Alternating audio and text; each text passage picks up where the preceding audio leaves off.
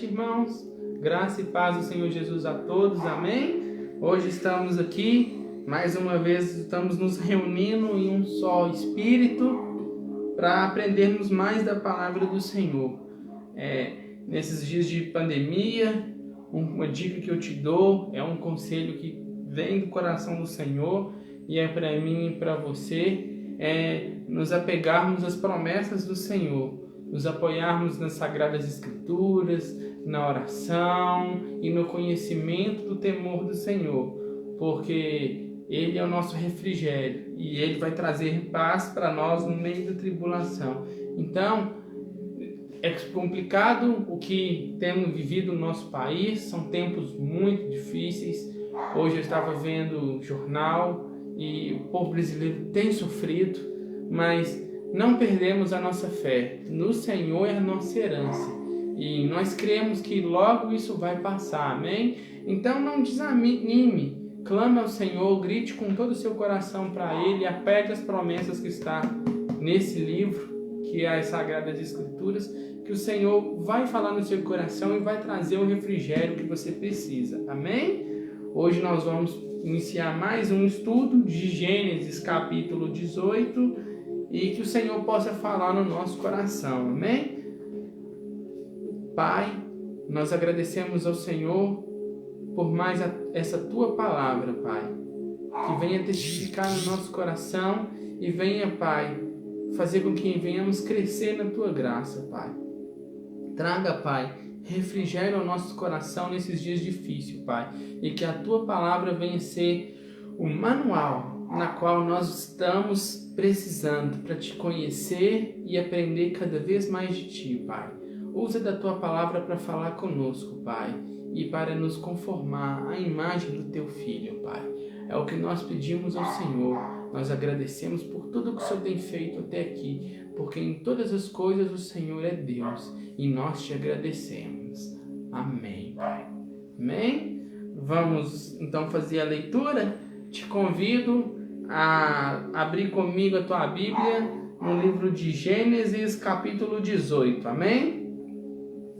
Gênesis 18 diz assim: E o Senhor apareceu a ele nas planícies de Manre, e ele sentou-se à porta da tenda no calor do dia.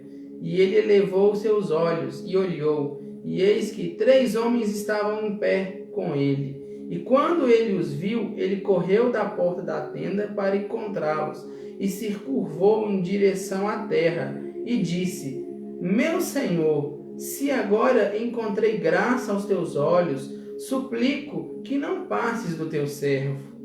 Pegue um pouco de água, peço-vos, lavai os vossos pés, e descansai debaixo da árvore. E trarei um bocado de pão, e confortai os vossos corações. Depois disso, passareis adiante, pois para isso viestes a vosso servo. E eles assim disseram: Faze como disseste. E Abraão se apressou para dentro da tenda até Sara e disse: Prepara depressa 3 medidas de farinha, amasse-a e faça bolo sobre a lareira. E Abraão correu para o rebanho e trouxe um novilho, tenro e bom, e o deu a um jovem, e ele se apressou em prepará-lo. E ele pegou manteiga e leite e o novilho que havia preparado, e o colocou diante deles. E ele ficou em pé junto deles, debaixo da árvore, e eles comeram. E eles lhe disseram: Onde está Sara, tua esposa? E ele lhe disse: Eis que está na tenda. E ele disse: Eu certamente retornarei a ti, de acordo com o tempo da vida, e eis que Sara, tua esposa, terá um filho. E Sara o ouviu na porta da tenda, que estava atrás dele. Ora, Abraão e Sara eram velhos e bem adiantados em idade, e cessou de estar com Sara à maneira das mulheres. Por isso, Sara riu dentro de si, dizendo: Depois de tão velha, eu terei prazer, e meu senhor também sendo velho? E o Senhor disse a Abraão: Por que Sara riu, dizendo: é verdade que eu sou velha, gerarei uma criança? E disse: há alguma coisa difícil demais para Elohim? No tempo determinado eu retornarei a ti, de acordo com o tempo de vida, e Sara terá um filho. Então Sara negou, dizendo: eu não ri, pois ela estava com medo. E ele lhe disse: não, mas tu riste. E os homens se levantaram dali e olharam para Sodoma, e Abraão foi com eles para levá-los ao caminho. E o Senhor disse: eu ocultarei de Abraão as coisas que faço, vendo que Abraão certamente se tornará uma nação grande e poderosa, e todas as nações da terra serão abençoadas nele, porque eu conheço que ele ordenará a seus filhos e sua casa depois dele, e eles guardarão o caminho do Senhor, para fazer justiça e juízo, porque o Senhor possa trazer sobre Abraão aquilo que dele tem falado. E o Senhor disse: porque o clamor de Sodoma e Gomorra é grande, e porque o seu pecado é muito grave.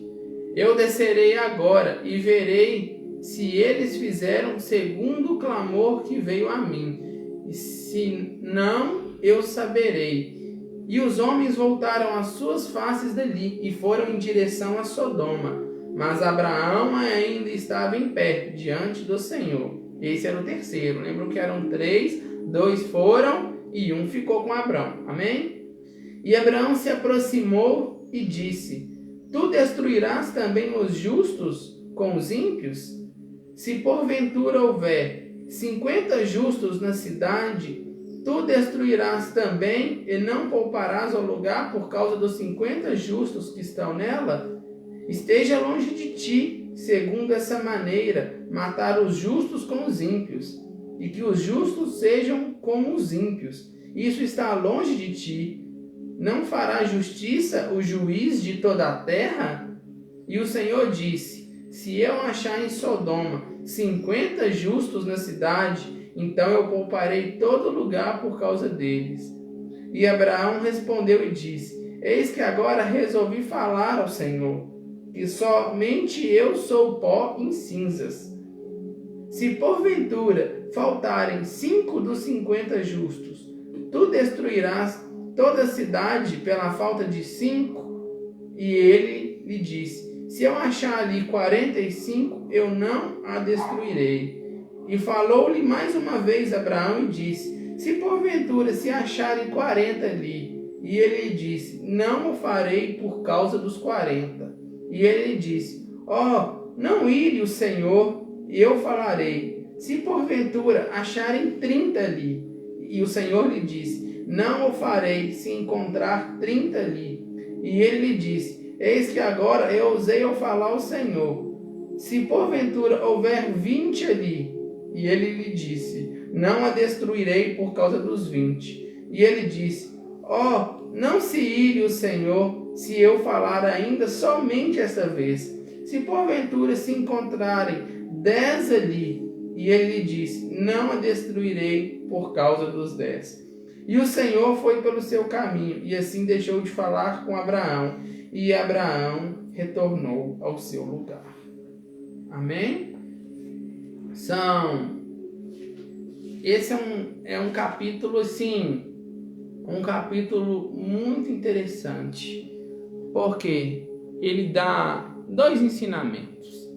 Primeiro, ele dá um ensinamento, a primeira parte do texto, quando ele ali recebe aqueles 3 homens e os hospeda, e ali ele recebe a profecia que dentro de 1 ano ele ia ter o filho dele, que era Isaac. Se a gente não for parar para perceber, do versículo 1 do capítulo 18 até, quer ver? Até o versículo 15, nós estamos falando de assunto teológico. Você sabia? Aqui nós estamos falando de uma área da teologia que a gente chama de teontologia. O que é teontologia? Teontologia é o estudo do ser de Deus. Com quem é Deus, o que ele faz, como ele se mostra ao homem.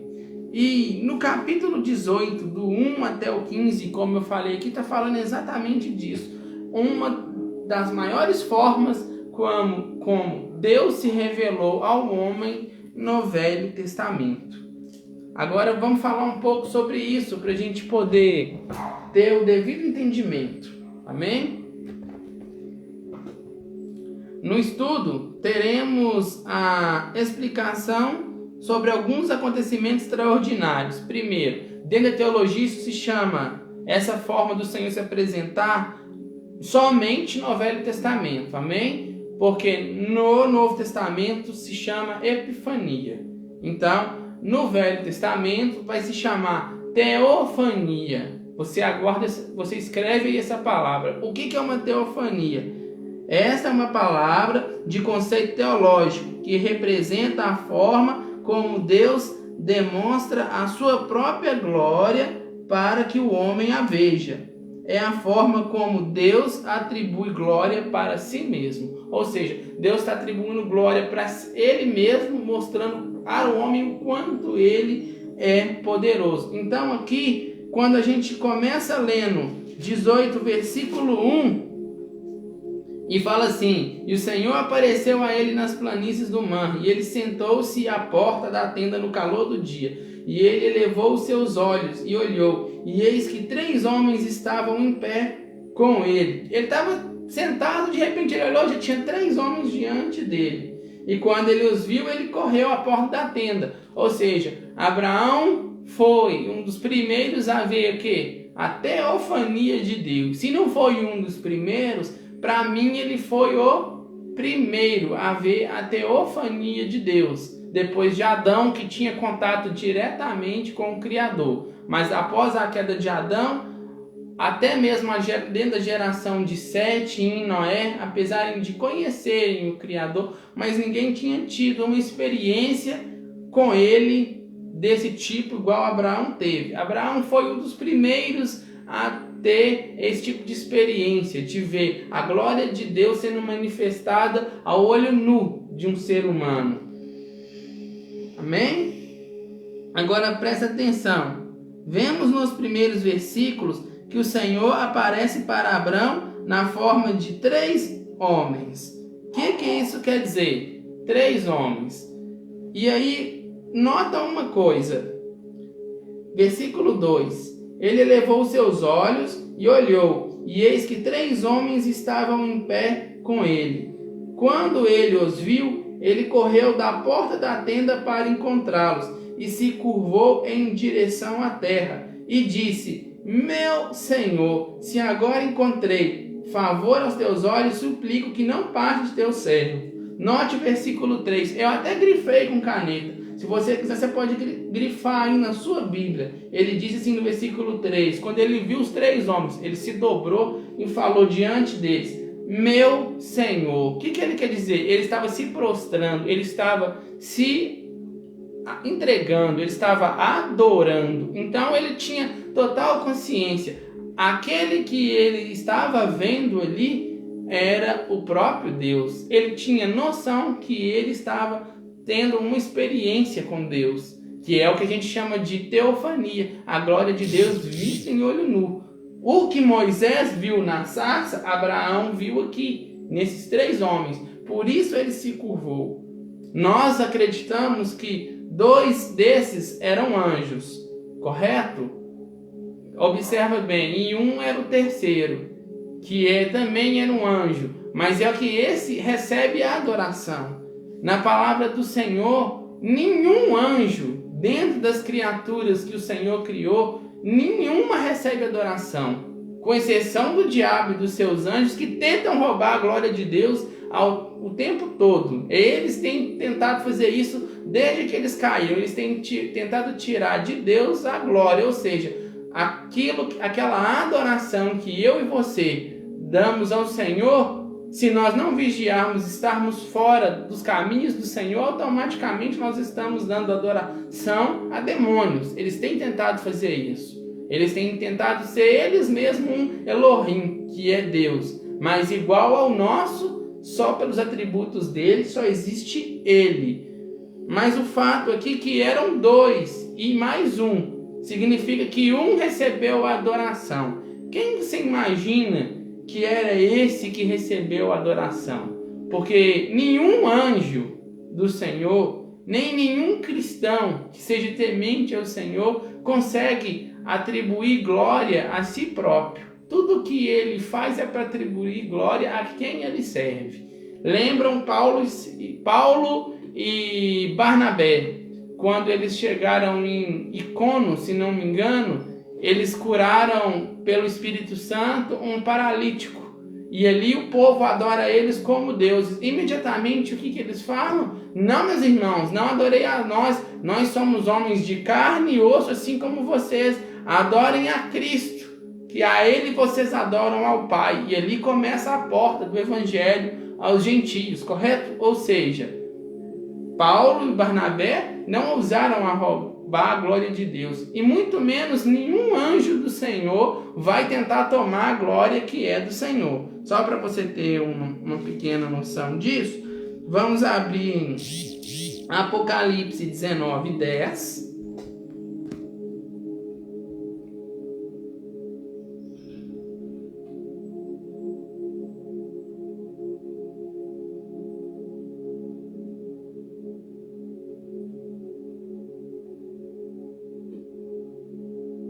Apocalipse 19:10 diz assim: João, quando viu o anjo ali naquela revelação, ele disse: eu lancei-me aos seus pés para o adorar, mas ele disse-me: olha, não faças tal, sou teu conservo, ou seja, sou teu irmão e de teus irmãos, que têm o testemunho de Jesus. Adora a Deus, porque o testemunho de Jesus é o espírito de profecia, ou seja, ele não ousou a roubar a glória de Deus.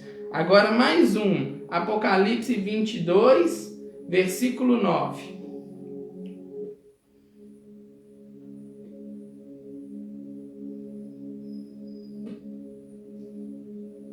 Diz assim: novamente João quase comete o mesmo erro. Tentou adorar um anjo que estava dando a revelação para ele ali, um cristão maduro, hein? João.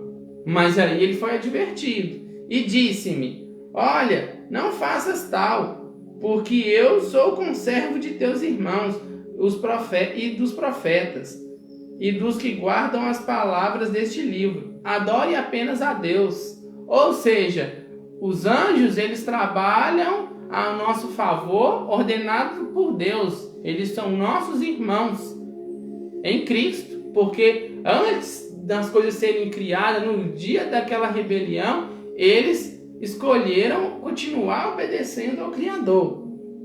Então, essa é uma das palavras. Amém? Mas o terceiro recebe a adoração. E esse que recebe a adoração é Cristo. Porque Cristo, todas as vezes que ele é falado no Velho Testamento, ele é chamado de o anjo do Senhor. Essa é uma forma de teofania.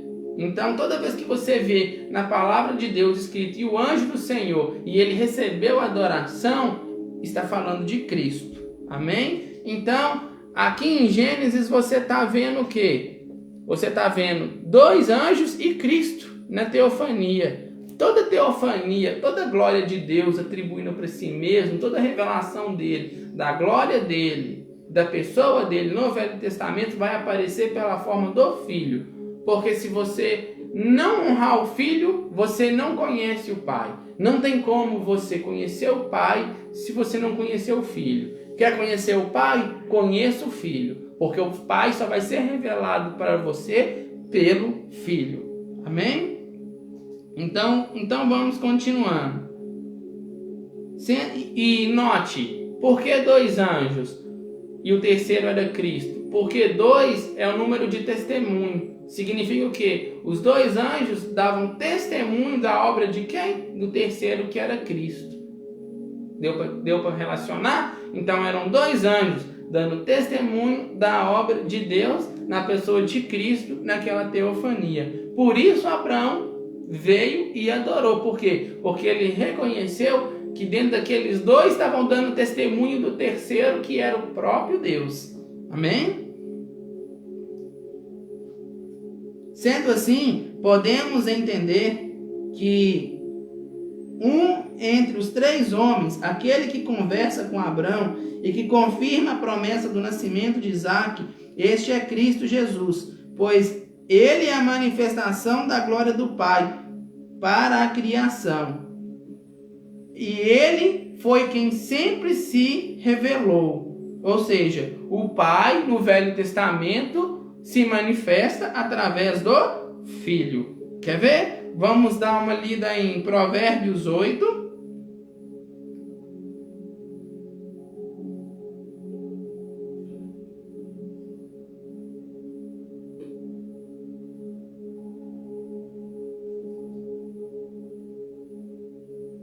Provérbios capítulo 8, versículos 22 e 23 e 30.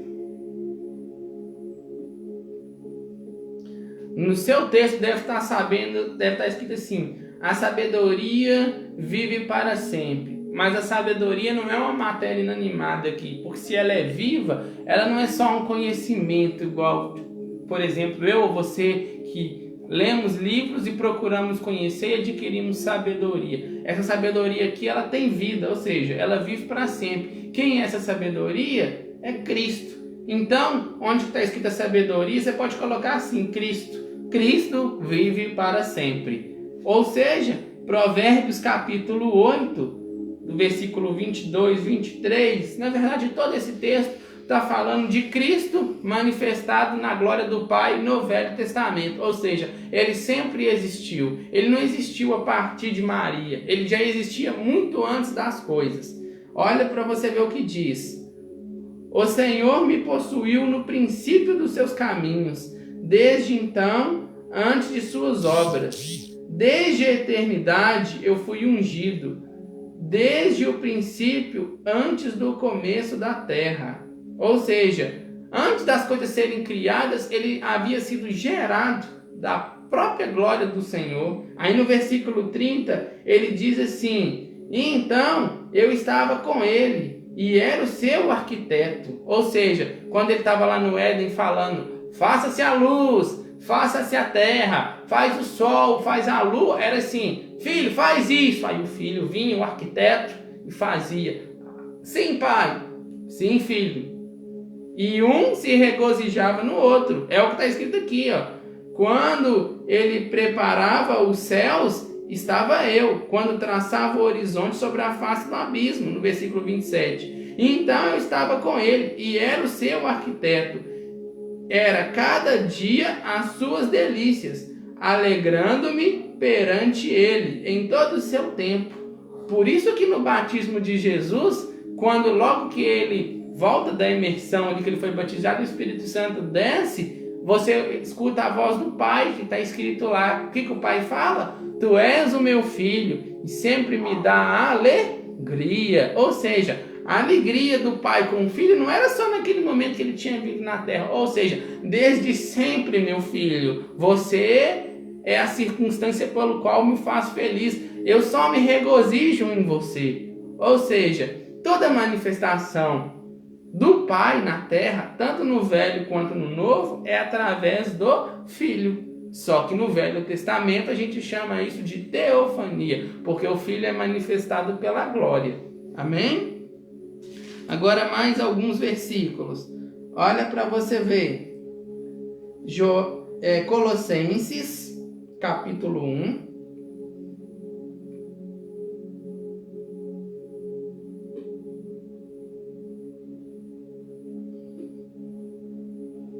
Versículos 15, 16 e 17, amém? Olha o que diz, Paulo disse para os Colossenses, hein? Colossenses 1, 15, 16 e 17. O qual é a imagem do Deus invisível, o primogênito de toda a criação. Quem é a imagem do Deus invisível? Filho, Cristo. Ele é exatamente igual ao Pai. Ele não é maior nem menor. Ele é exatamente igual. Porque ele é a imagem De quem? Do Elohim invisível. De quem? Do Pai. Ele é a imagem do Pai. Ela parece que deu uma volta. Então nós vamos dar uma recapitulada. Amém? Então, se o terceiro homem era Cristo, nós temos a consciência que ele ali era a imagem do próprio Pai, na forma da teofania. Ele que se manifestou a Abraão. Em Colossenses capítulo 1, versículo 15, 16, 17, fala justamente isso. Fala o quê? O qual é a imagem do Deus invisível, o primogênito de toda a criação, porque nele foram criadas todas as coisas, que há nos céus e na terra, visíveis e invisíveis, sejam tronos, sejam dominações, sejam principados, sejam potestades. Tudo foi criado por ele e para ele. Ele é antes de todas as coisas, e todas as coisas subsistem por ele. Ou seja, tudo que o Pai fez, ele fez pelo Filho e fez para o Filho. Eu e você existimos por causa do Filho. E o Filho fez tudo o que fez por mim, por você na cruz, por amor ao Pai. Esse é o amor da unicidade de Deus. Sendo Pai, Filho e Espírito, eles trabalham em tudo como um só, pelo amor. E Abraão reconheceu isso logo que ele viu. Agora, olha para você ver como que aquele terceiro homem era Cristo. E os dois anjos estavam dando testemunho da obra de Cristo. Abre comigo a sua Bíblia em João, capítulo 8, versículo 58.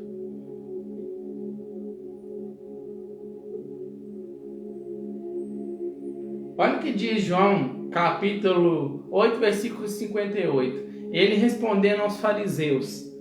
Disse-lhe Jesus: em verdade vos digo, antes que Abraão existisse, eu sou. Sabe o que ele estava falando ali? Aqui. Vocês estão falando que vocês são filho de Abraão. Antes de Abraão ser formado no ventre da mãe dele, eu era um com o Pai. Eu sou o Elohim. Está entendendo? E ele estava falando assim: antes de Abraão existir, eu sou Yud-Heh-Vav-Heh. Eu sou o Yahvé, o Deus Todo-Poderoso, junto com o Pai, que também é Yahvé. Nós somos um só. O que ele estava falando era praticamente isso. Por quê? Porque Abraão, aqui no versículo 18, é a resposta de João 8,58. Quando Cristo fala para os fariseus isso, ele estava falando o quê? Porque Abraão, quando viu ali o Senhor, ele viu o Filho, ele viu o Pai no Filho, e ele veio correr, ele sabia que era Deus e adorou. Olha o que diz: e ele elevou os seus olhos, em Gênesis 18:2, e eis que os homens estavam em pé com ele. Quando eles o viu, ele correu da porta da tenda para encontrá-los, e se curvou em direção à terra, e disse: meu Senhor, se agora encontrei favor aos teus olhos, suplico que não passes de teu servo. Ou seja, Abraão reconheceu que ele estava vendo o próprio Senhor ali. Ele não estava adorando um anjo, um ídolo, alguma coisa, não. Ele estava adorando ao próprio Yud-Heh-Vav-Heh. Por quê? Porque o Filho se apresenta o Pai. Entendeu? Você precisa chegar ao Filho para você conhecer o Pai. E aqui, Abraão estava adorando o Pai pelo Filho, porque a adoração é uma só. Amém? Agora, presta atenção.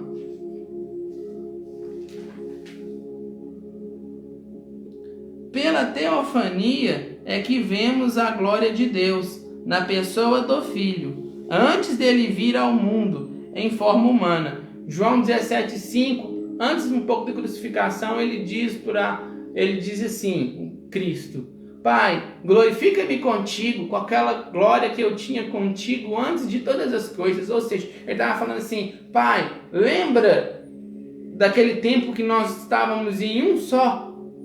Glorifica-me novamente com aquela mesma glória.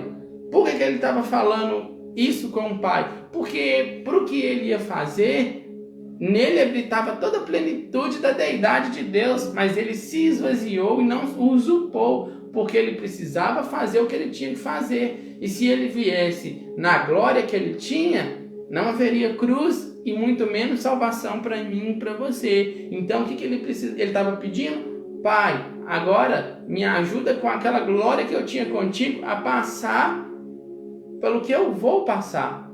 Porque Cristo sabia que ia ser doloroso a cruz. E mais do que isso, ele sabia que no momento que ele recebesse todo o pecado, ele sabia que o Pai ia se separar dele. Porque a mesma santidade que o Pai tinha, o Filho também tinha. E ele sabia. Ele estava falando assim: Pai, fica comigo nesse momento difícil. Era isso que ele estava falando. Em sua manifestação na carne, como homem, vemos a glória de Deus na pessoa do Filho, pela epifania. Ou seja, os 4 evangelhos mostram o próprio Cristo plenamente Deus em um homem. A gente chama isso na teologia de epifania. Ou seja, a teofania ela é revelada na epifania, que já está no Novo Testamento, mostrando o Filho. Ou seja, toda a plenitude do ser de Deus habitando corporalmente em um homem. Colossenses 2:9. Vamos lá, Colossenses 2:9. Diz assim: porque nele habita corporalmente toda a plenitude da divindade. Ou seja, toda a divindade que o Pai tem, o Filho também tem. Só que estava de uma forma corporal. Por quê? Porque aquela teofania do velho, que era a glória manifesta do Pai pelo Filho, foi revelada em um homem, que era o próprio Cristo. Ou seja, foi descoberto, foi demonstrado, foi realmente aparecido a nós. Amém? Lucas 24, 36, 43 diz o seguinte: após a morte de Cristo,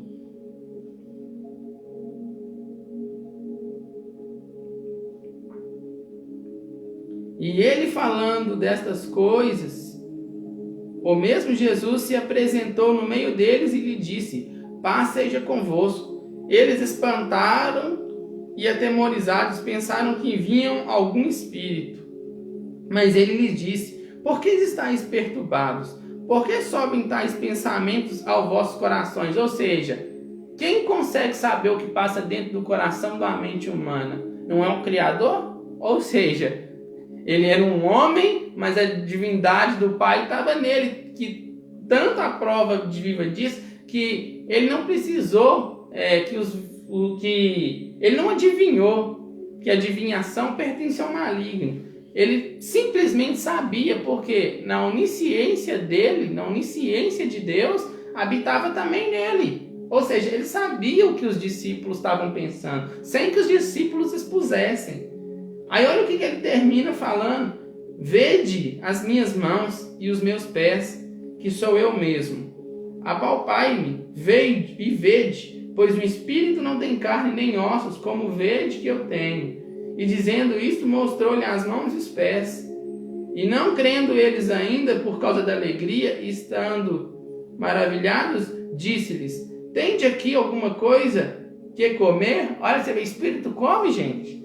Aí eles apresentaram-lhe parte de um peixe assado e um favo de mel, o que ele tomou e comeu diante deles. Olha só para você ver. Ali Cristo estava mostrando assim: eu sou plenamente homem e plenamente Deus. Deu para você entender? Eu sempre fui falado nos profetas, eu me revelei na teofania, na glória do meu Pai no Velho Testamento, e agora eu estou aqui manifestado em pessoa, revelado diante dos olhos de você.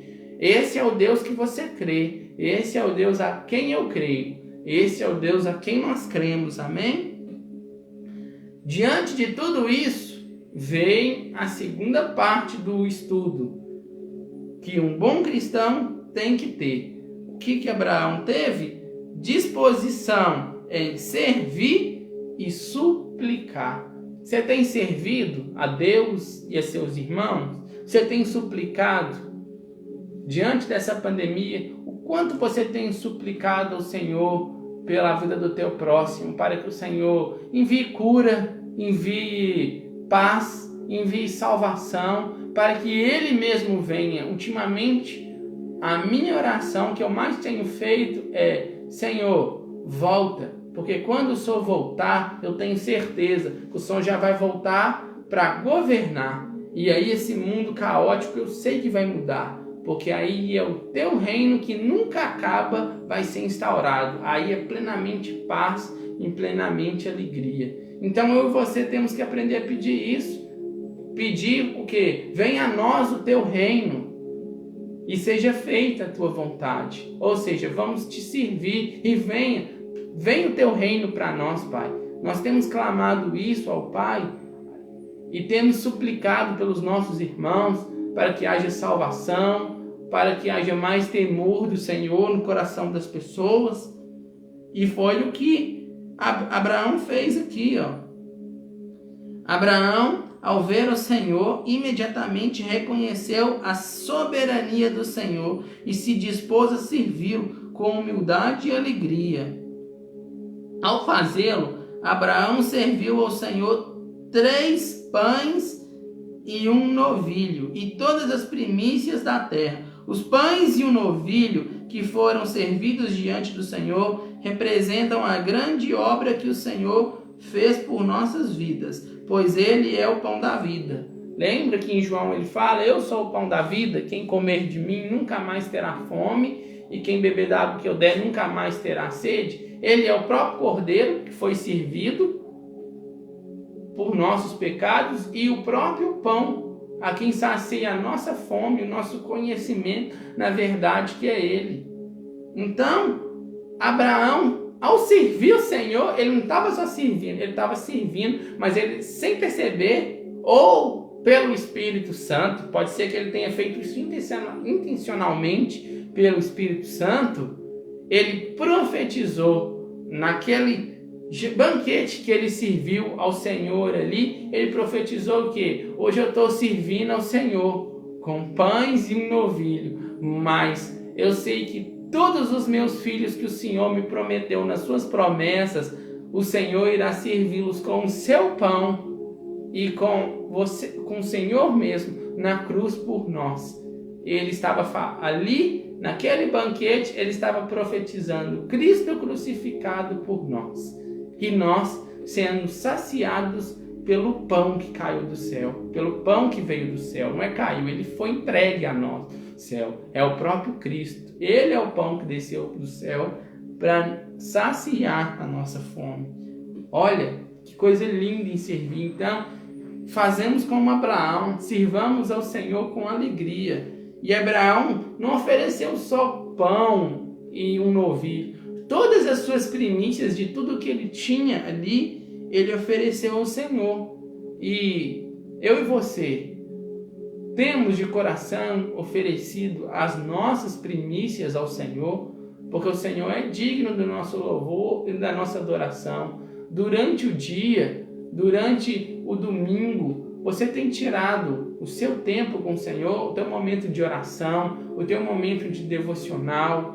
Nos domingos, quando tradicionalmente temos culto, você vai à igreja por quê? Porque você gosta de ver os irmãos, de bater um papo, ou você gosta para ver alguma coisa, ou você gosta porque você sente prazer em ir à casa do Senhor, em louvar ao Senhor.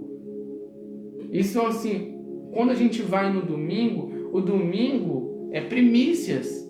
O Senhor foi as nossas primícias e nós somos primícias dele. Então, quando a gente vai à casa do Senhor para louvá-los, a gente está levando as primícias do nosso louvor e da nossa adoração para Ele.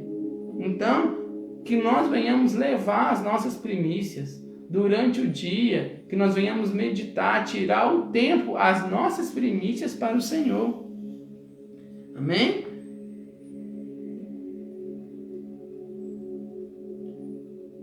O novilho e todas as primícias de sua terra. Os pães e os novilhos que foram servidos diante do Senhor representam a grande obra que o Senhor fez por nossas vidas, pois Ele é o pão da vida.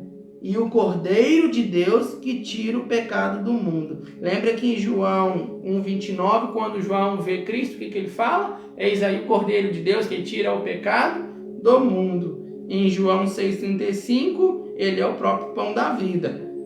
Diante de tudo que o Senhor fez por nós, será que temos servido ao Senhor com as primícias da nossa vida? Então, sim, tiramos o exemplo de Abraão. À medida que o Senhor se revele a nós, porque ele tem cada vez mais, desde o Velho Testamento, quando chega no Novo, então, que o Verbo se faz carne, as evidências dele, da pessoa, da manifestação do ser de Deus, fica muito mais claro. Eu não sei como as pessoas conseguem contestar a existência de Deus, como que as pessoas conseguem tirar de Cristo a sua glória e a sua divindade juntamente com o Pai. Por Deus, que às vezes eu me pergunto ao Pai, eu não entendo, porque quanto mais nós lemos, mais nós buscamos, mais é revelado dele a nós, e diante disso, devemos oferecer as nossas primícias ao Senhor, e ao mesmo tempo, interceder ao Senhor. Observa que uma outra lição que Abraão deixou foi a capacidade de interceder pelos nossos irmãos. Ali, quando você chega no final do versículo 18, Abraão começa a ter um diálogo com Deus. Pai, só está indo para Sodoma. Aí o pai fala para ele, eu vou lá porque tudo que o povo de Sodoma tem feito chegou aos ouvidos do meu pai. Eu vou lá ver se o que está acontecendo é verdade. E eu vou punir se estiver errado.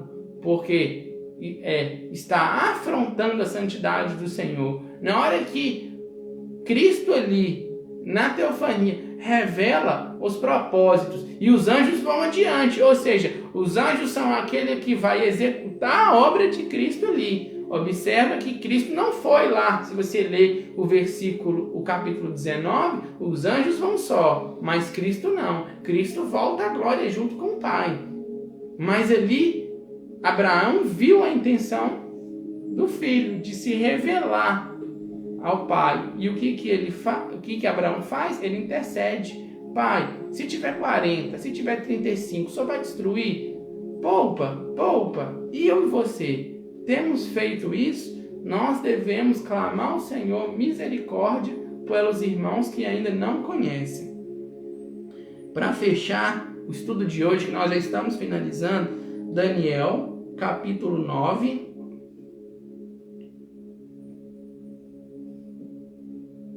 Olha como que o exemplo de Abraão em interceder tem levado a muitos a interceder pelos irmãos diante do Senhor. E é o que nós devemos fazer.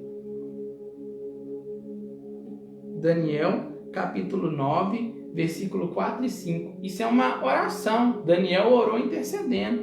Olha o que ele fala. Eu orei ao Senhor meu Deus e confessei e disse: Ah, Senhor, Deus grande e tremendo, que guardas a aliança e a misericórdia para com os que te amam e guardam os teus mandamentos.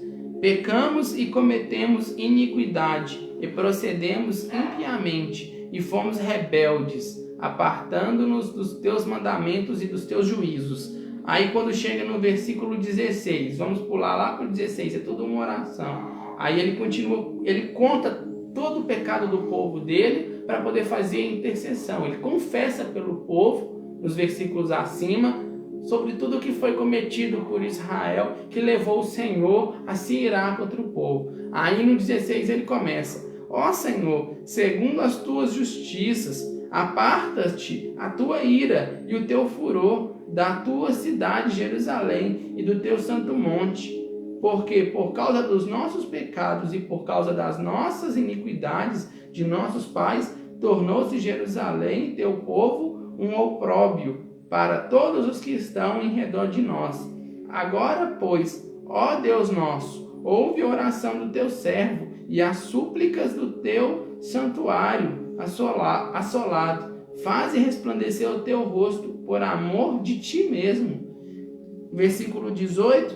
Inclina, ó Deus meu, os teus ouvidos e ouve, e abre os teus olhos e olha para a nossa desolação e para a cidade que é chamada pelo teu nome, porque não lançamos as nossas súplicas perante a tua face, fiados em nossa justiça, mas em tuas muitas misericórdias.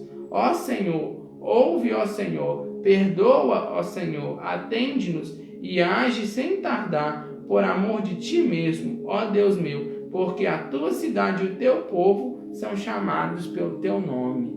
Então, o que a gente está vendo? Daniel está orando e intercedendo pelo seu povo, pelas pessoas, por elas terem pecado contra o Senhor, e por isso a ira do Senhor veio contra o seu povo ali. Mas ali ele está pedindo, Senhor, assim, Senhor, mesmo com o pecado do meu povo, por amor de ti mesmo, pelo amor que o Senhor tem, pelo zelo que o Senhor tem, pelo teu próprio nome, perdoa-nos, aplaca de nós a tua ira e age segundo a tua bondade, a tua misericórdia. É isso que ele está falando. E nós, quanto nessa pandemia, conhecendo o Senhor, vendo toda a obra que ele tem feito, que ele já fez e tem feito pelo Filho, quanto de nós temos intercedido ao Senhor nessa situação? Nós devemos clamar nessa pandemia para que o Senhor venha restaurar, mas não apenas venha trazer cura física, cura exterior, mas que venha trazer-nos de novo para próximo a Ele. Que nós venhamos realmente buscar o Senhor de todo o nosso coração e se aproximar dEle, porque o que Ele mais deseja é ter comunhão conosco.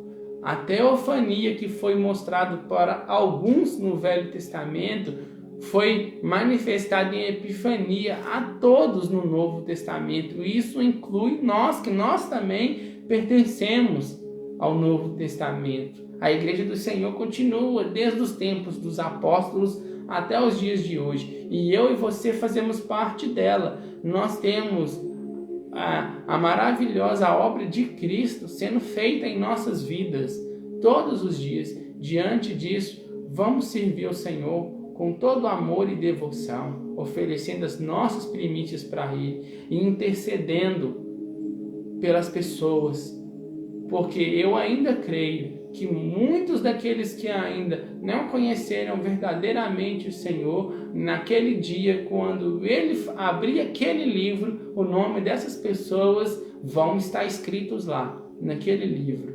Mas, para isso, o Senhor quer que eu e você façamos como Abraão. Ô Pai, poupa os 40, poupa os 30, poupa os 20, mas poupa, Pai.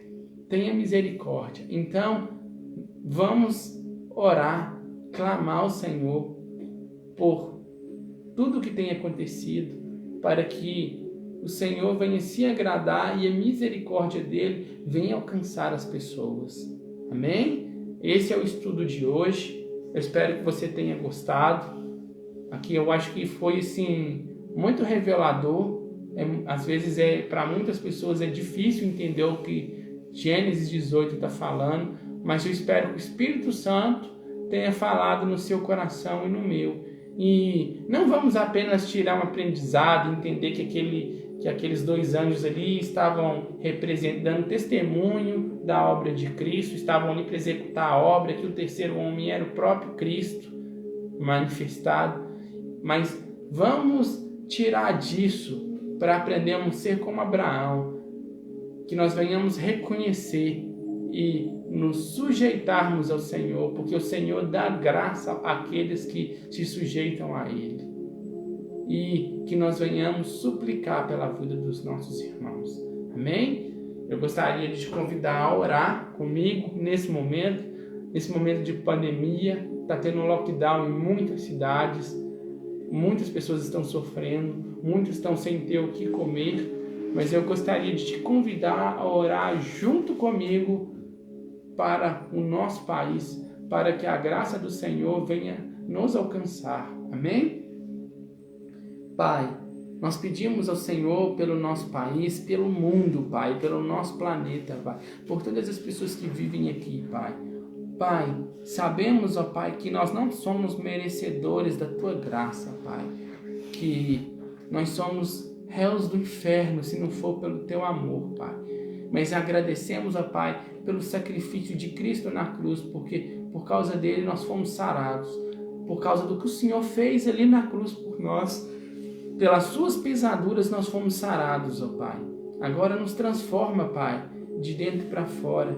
Que venha ver, Pai, em todos os hospitais, em todos os leitos, ó Pai, em todas as casas, ó Pai, a bênção do Senhor. Que venha haver cura, que venha haver transformação, que venha haver multiplicação de pães e peixes, ó Pai. Mas não dê para esse povo apenas o pão físico, Pai. Envia para eles principalmente o maná que vem do céu, Pai. Envia para eles o amor, a revelação do Senhor pela pessoa de Jesus Cristo, Pai. Para que nós venhamos ser transformados e venhamos crescer diante da Tua graça, Pai. Ó Pai, que venha haver, Pai, um avivamento no nosso país, que as pessoas venham te conhecer, que venham ser salvas, que os nomes delas venham estar escritos no livro da vida, Pai.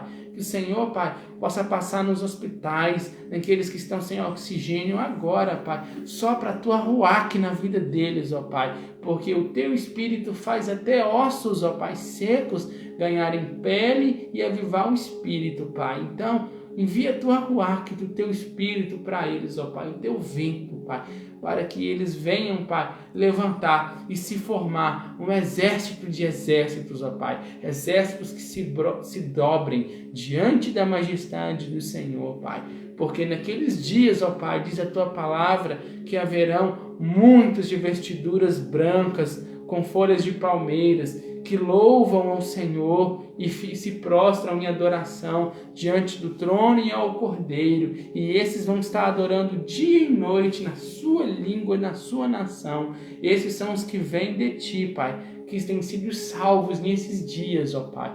É o que eu peço, Pai, que isso venha acontecer, faz acontecer em nós, através de nós, na nossa nação, no nosso planeta, Pai. Que venha haver, Pai, entre nós. Levanta, Senhor, entre aqueles que estão doentes, estão acamados, aqueles que estão presos, aqueles que estão, Pai, sem ter o que comer agora, Pai. Levanta homens de vestiduras brancas com folhas de palmeiras que fiquem diante do Teu trono, dia e noite te adorando sem cessar, assim como os anjos te adoram. Que nós também venhamos te adorar em espírito e em verdade, Pai.